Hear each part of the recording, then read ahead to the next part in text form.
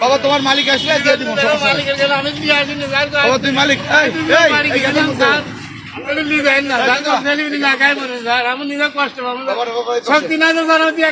আরে বাবা আমার টাকা লাগবে না এটা অফিস থেকে পরে নিয়ে যাবো আমি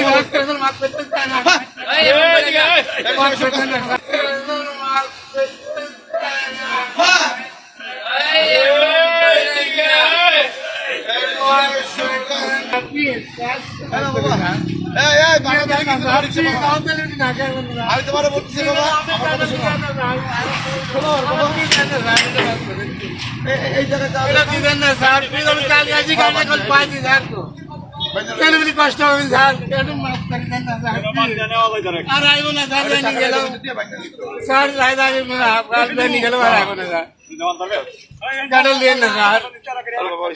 স্যার গাড়িটা লিয়েন না স্যার প্লিজ মাফ করে দেন স্যার আর আইব না আমার তো জানি গেল আর আইব না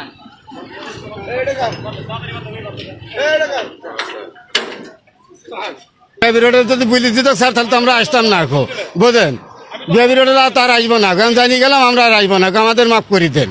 আমরা অনুরোধ করবো আমরা পরের মালিকের গাড়ি নিয়েছি স্যার আমাদের মাফ করে দেন না নিলে ছেলেগুলো ভাত দিলে মরবে আমরা ধরে কষ্ট করে থাকতে হবে এই গাড়িটা নিয়ে গেলে কত হয়রানি হবে আমার ক্ষমতা নাই 2000-3000 টাকা দিয়ে মালিকের দিন দিয়ে আসতে হবে কি 5 দিন আমার যায় ওই ঘুরতে হবে ভিতরে সেই শক্তিটা নাই স্যার আমাদের বাঁচান না বাঁচালি পারে আমাদের কোনো উপায়টা নাই স্যার এটুকু আমাদের বাঁচান এটুকু আপনাদের কাছে অনুরোধ আমরা জানি কেন আমরা আর আসবো না এখন তার ভাই বেরোড আমরা রুটবো না আমাদের এটুকু বাঁচান স্যার আমাদের মাফ করে দেন না আমরা তো জানি না আমি কালকে আইসি এই মুহূর্তে গাড়িটা পাইলাম সার্জে ছিল এই লিয়ে ভাড়া আইসে 120 টাকা ভাড়া ভাড়া এই একটা 20 টাকা খ্যাপ নিয়ে এলাম এরা এই কারণে স্যার নাহলে তো আমার আসতাম না এখন হ্যাঁ পুলিশ সবসময় বলে যে আপনি এতদিন তো চলাইও নি বলেন আমি তো নিয়ম মতনই চলাই কিন্তু আসে তো না